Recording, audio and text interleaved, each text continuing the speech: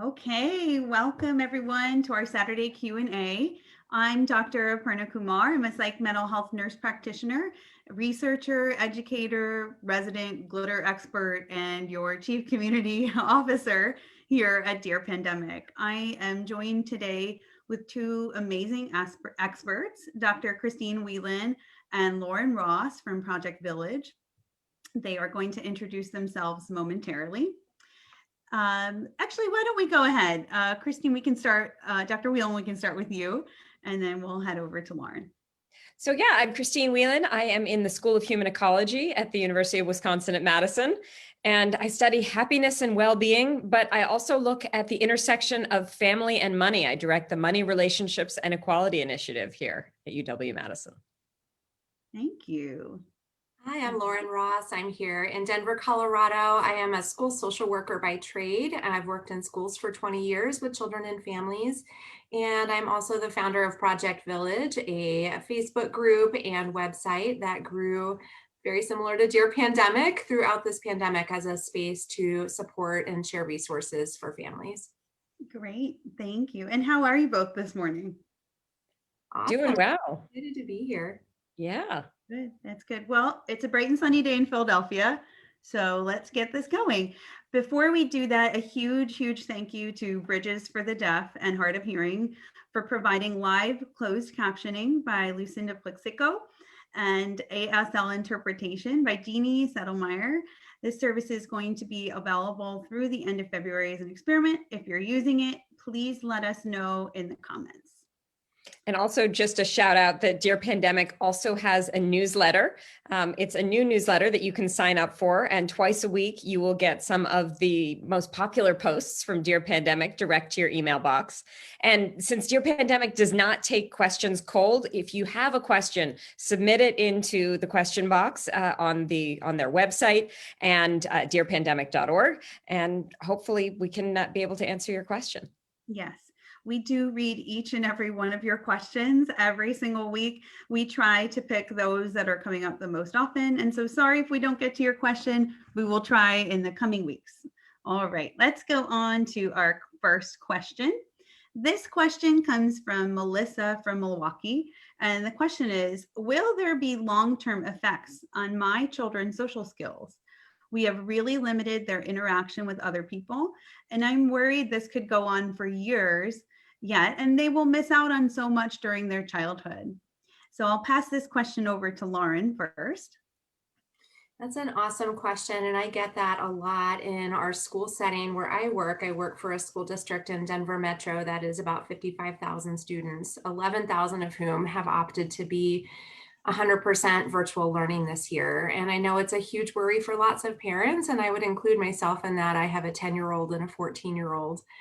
And so I think my first response would be, we don't have a crystal ball, but there's lots of great prevention things we can do to support our kids' ongoing healthy development in this area. I think what I see a lot is that parents are being really creative with how they're helping kids maintain those social relationships in ways that are still following social distancing or physical distancing safety measures. So it could be on a sunny day in Philadelphia or in Denver that we're getting outside at a park and meeting up where kids can play safely with face masks or properly socially distanced. With my own son, he's gotten really into Minecraft during quarantine. So we have him set up on one device with Minecraft with a friend, and then he's FaceTiming the friend and chatting and trash talking. So he's still building those appropriate 10-year-old boy social skills through that way. Also, teachers are doing an absolutely amazing job, whether it's in a classroom where kids are socially distanced and they're wearing masks, but they're still in person together and they're getting to interact and play and be kids and work with partners in small groups. I'd also say that parents are such great teachers when it comes to social skills. So dusting off those board games that you have or getting some new ones from a neighbor where you can practice those social skills by playing a game of Monopoly or Uno. It really teaches that turn taking and fairness and following game rules and things like that. Mm-hmm. Yeah, I would echo all of those, Lauren. I mean, those are things that. So I have a 5, 7, and 9-year-old, and we're doing much of the same thing. I was laughing when you were talking about your son in Minecraft. My oldest daughter is doing the same thing with Minecraft and her friends. So that really has been a big game in the pandemic. The other thing that I would add is that even though I am in Madison, Wisconsin, where the current temperature is 1 degree right now, I have really very much been encouraging my kids to get outside as much as possible. And this has been something that I've noticed that they have not wanted to do as much. Because as we're staying at home more often, the idea of being at home and not being anywhere else but home has become more the normal thing. So pushing both the kids and us a little bit outside of our comfort zone. We did it was a beautiful day last weekend. And so we did 2 socially distanced or physically distanced and safe outdoor play dates. And at the end of the day, we all commented how exhausted we felt from all of that social interaction, that this was the most sort of normal day we had had in a long time. And we all needed a good night's sleep after that. I think that's Wow, true those for are- adults as well, right? I Yeah. feel sort of drained after I have a lot of social interaction because we're all a little rusty right now. Mm-hmm. Yeah. I love those comments because I think we get so stuck in, this is how we get social interaction and this is how we do things. And we can think out of the box. We haven't always done it this way. So there are always opportunities to gain social skills and social interactions in new ways, even though they may look a little different than they did before. Mm-hmm. So I think this will take us to our next question. And this question comes from Laura from Fort Worth. And she says, I am now getting emails for summer camps. There's no reference to COVID protocols. I thought the assumption is kids would still be masking and distancing in the summer. How should parents approach this? And I'll start off this one with Lauren. It's a great question. And I'm kind of in the same boat right now as a mom trying to figure out, it seems silly that we're doing that in late January, early February, but that's how we roll. And with the pandemic, I think it's been so challenging to have such a murky future, right? And I think that's been so psychologically exhausting for so many of us that we don't have certainty about what June, July, August is going to look like. So I think my first point of reference is take a deep breath and just kind of go with it and do the best you can as a parent, because I think any expectations of perfection and certainty are they need to be thrown out during a pandemic, right? That would be my first advice. My second advice is I wouldn't make assumptions about anything. That if you know what your family's comfort level is with safety measures and safety protocols, I would look for programs that really align with those. And everybody's geographical recommendations are different based on what COVID rates are looking like in different areas. So in some areas, there might be different safety protocols, but really figure out what feels right to your family. So if you've maintained a pretty strict level of social distancing and rates are still high in your area, maybe those virtual camps are going to be the way to go. Or if you're a little bit more middle of the road, maybe there's some outdoor camps where there is physical distancing and that the website of the program is really specific on what safety protocols they're following. I would just really go with your family's comfort level with those. And I would also add that I think a lot of, especially the smaller day camps, might actually be receptive to parent feedback. So, when we write now in January and say, hey, we're really excited about sending our kids to your camp in the summer, but we do want to check on the safety protocols, getting that out sooner rather than later, we actually could have an influence on the safety protocols that are offered at the camp. And that's something that I'm certainly trying to do in my area as well. I'm also drawing a difference between summer camps that are sleepaway camps, right? That seems to me a no-go, but Lauren, you can jump in on your thoughts on that. But that seems to me more of a no-go because they're be sleeping in the in a sort of congregate living facility kind of sleepaway camp, and but outdoor masked and properly distanced day camps seem more comfortable to me anyway. Yeah, and I think as you both point out, it's about the conversation you have with the camp or the operator. people are open to feedback, and it's similar. It's sort of similar to some of the conversations we've talked about in Dear Pandemic, where we have these individual discussions about what we're comfortable with and what safety protocols will be in place. We are also linking, it should be in the comments, CDC has put out last month actually some protocols and guidelines for overnight versus day camp. So you can check out those guidelines as well. All right, next question. Thank you so much. So this question is sort of a compilation from several followers. We've received many questions on this subject. What has been the real mental health, what have been the real mental health issues for kids masking and distancing all day versus kids who are homeschooled and interacting outside and distance with only with other children? So I'll start this one off with Christine and come back to Lauren. Yeah, so there's some interesting research out now that that the way that children are sensing what's going on around them is well, first of all, they pick up on all aspects of what's going on around them. So if the parents are stressed, if they're not, if they're around other kids who are stressed, right, that they pick up on all of that, whether they are at home or whether they are in a school setting.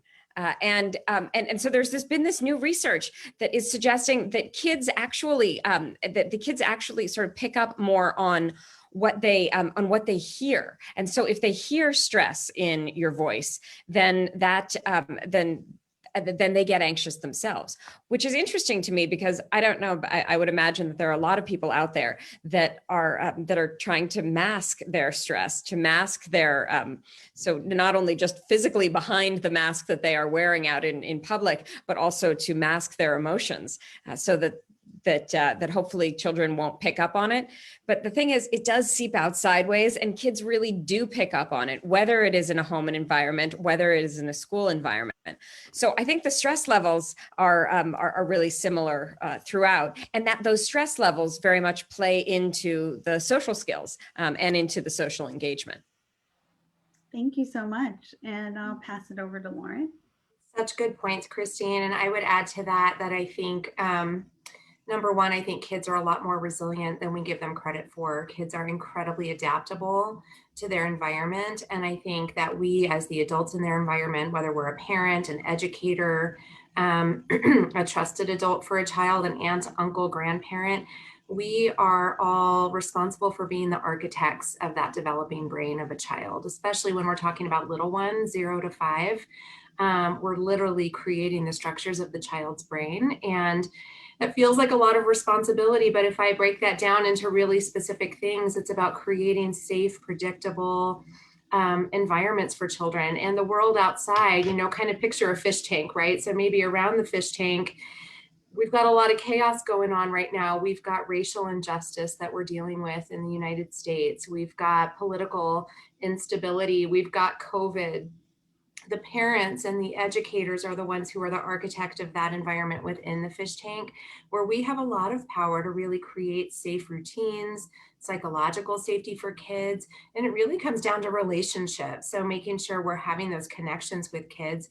And that's literally what's building their brains and helping them to develop positive, healthy coping strategies to deal with this crazy topsy-turvy world. And so what I would especially want to focus on here is the psychological well-being of the adults who are raising kids right now and growing kids. So if you as a teacher or you as a parent are really suffering and struggling, that there is no shame in reaching out to get support and to get help.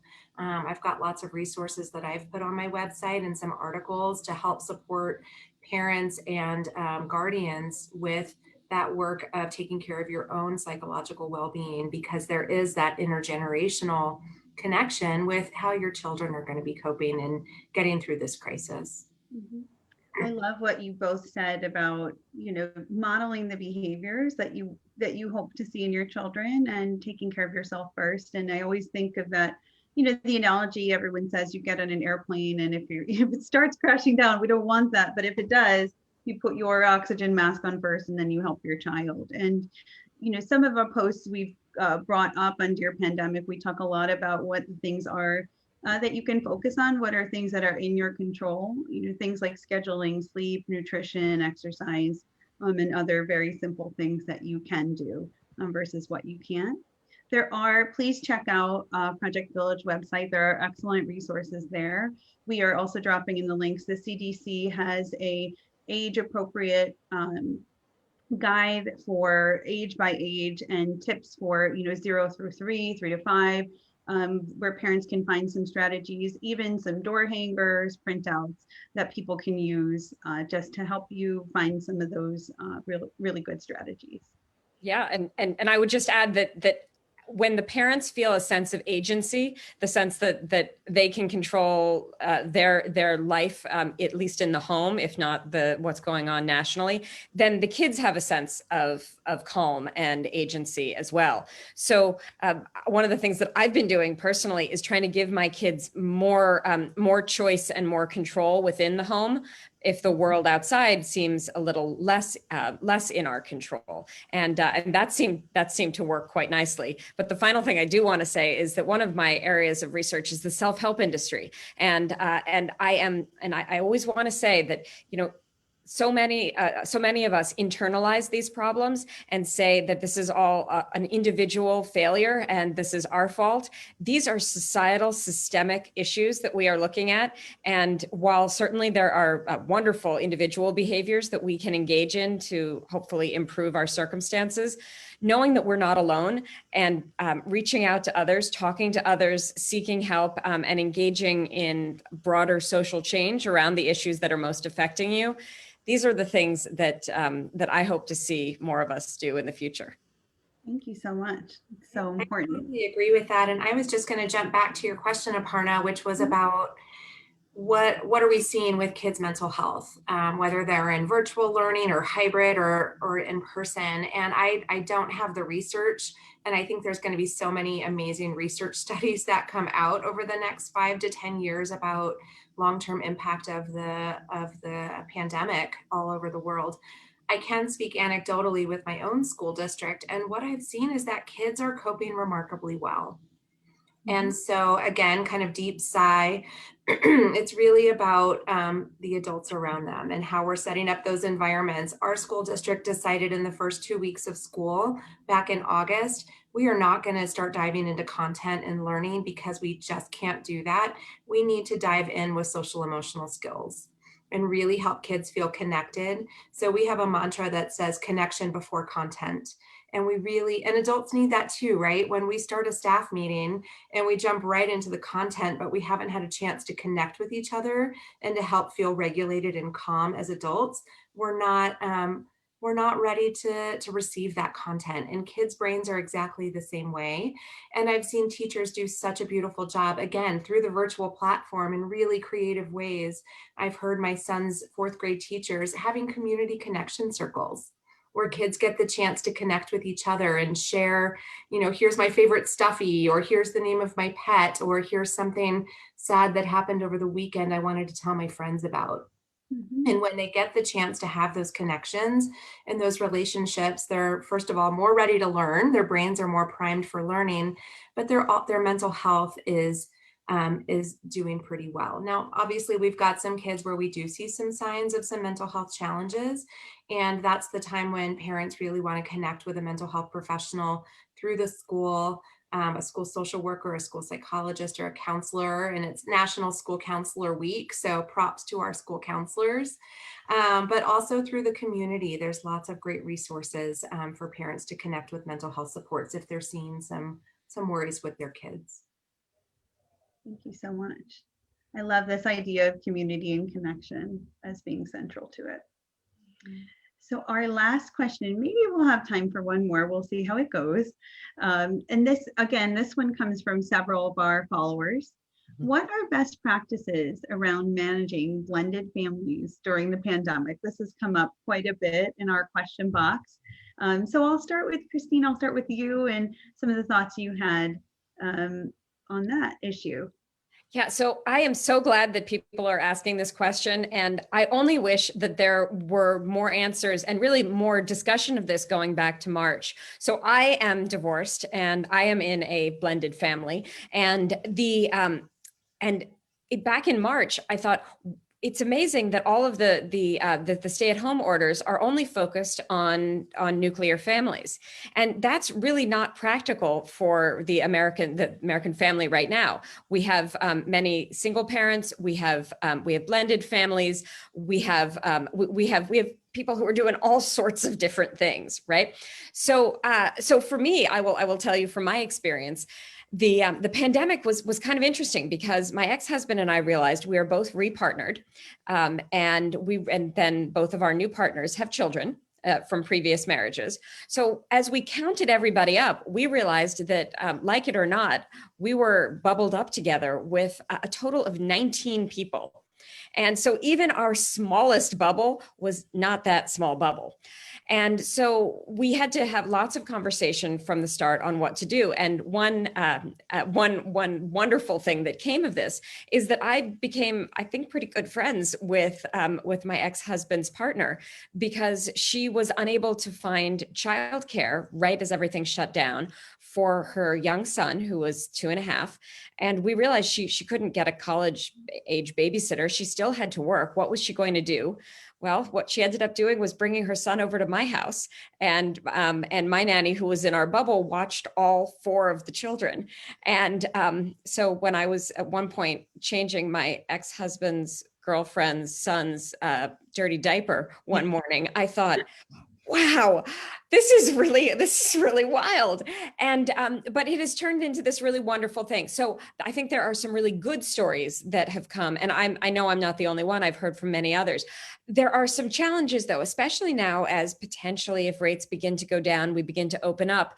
What are different people comfortable with? So, for example, are you comfortable taking your children to a particular event?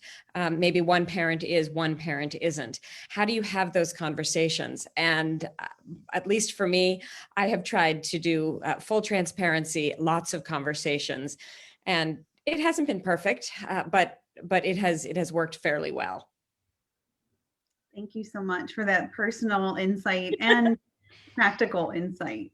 And I'll pass over to Lauren for any I additional. don't know that I would have much to add, but maybe just to reiterate, lots and lots of communication. And I know for many split family homes or co-parenting relationships, sometimes that goes well, and sometimes that's the biggest challenge, right? Is if there's still a co-parenting relationship that's filled with anger and hurt and hostility.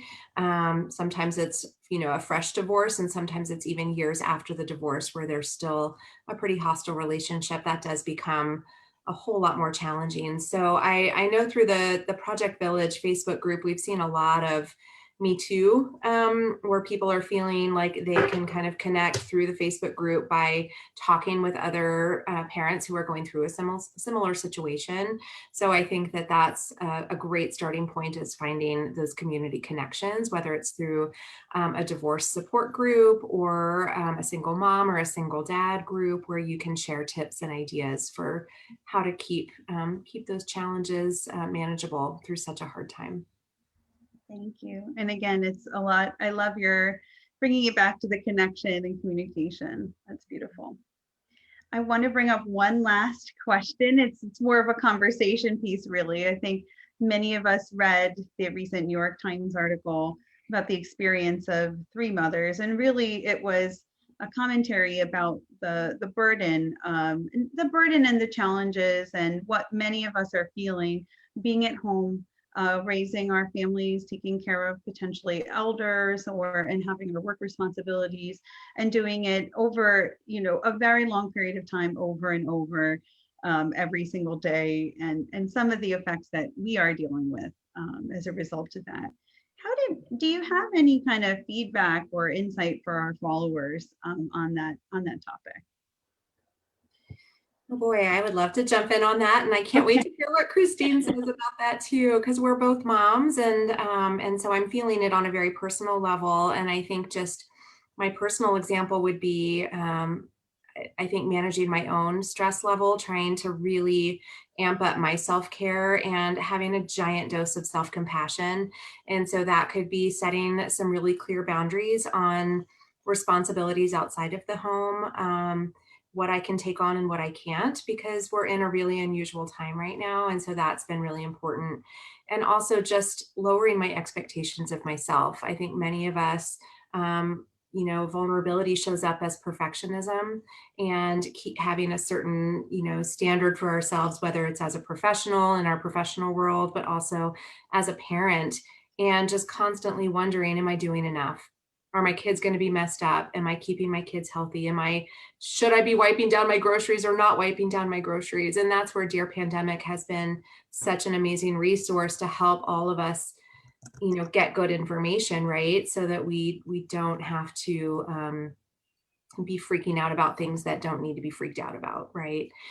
So just kind of checking our own perfectionism and a huge dose of self-compassion, to take care of ourselves so that we can be good parents, be good professionals.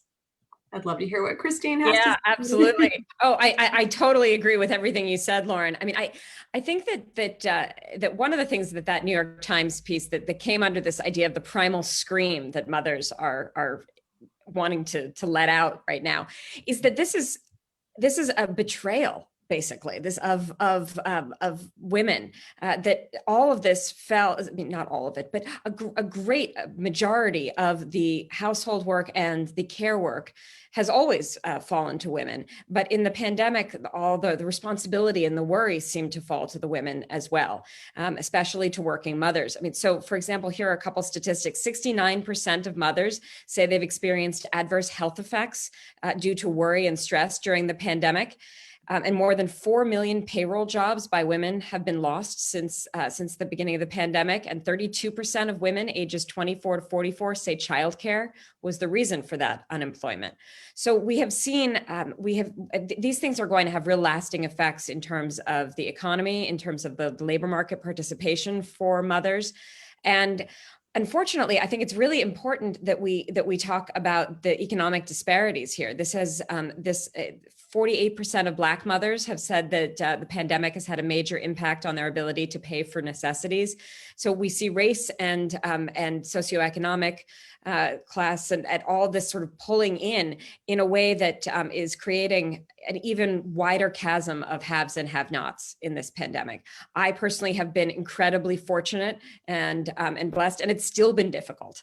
And there's so many others who are struggling even more. And so just to know that, again, all of that self-care advice is wonderful and totally true. And by the way, self-care does not mean a bubble bath necessarily. It means prioritizing yourself and your needs and understanding that you do have needs. But also to know that these are systemic things. These are going to have big labor force participation issues, and this is something to watch and something that I hope we can really acknowledge to make sure that we can have more gender equality in terms of division of labor within the home in the future. Thank you so Amen much. to all of that. And hopefully more will come, and more Yes. conversation for us and others. Yes. I want to thank you both so much. That's all the time we have for today for our nerdy Q&A. We do have a lot of questions from our followers, and thank you all so much. Keep sending them to our question box. We don't take them in the comments directly. So if you have a burning question, put it in the question box, and you can go to dearpandemic.org and you'll find our question box there. Another thank you to Bridges for the Deaf and Hard of Hearing for providing ASL interpretation and CART services, so we can be more inclusive and provide this information to more people. If you're using these services, please do let us know in the comments. Thank you again, all of you, for joining us here. We'll be here at the same time next week, 9:30 a.m. Central Time. Next week, Dr. Malia Jones, our main moderator, will be back here, and she'll be joined with our family physician, Dr. Sarah Coles. She will be answering many clinical questions. So if you have more clinical questions, please drop those in the question box. And until then, stay safe and stay sane. Bye, everyone. Thank you. Thanks. Bye. Thank you.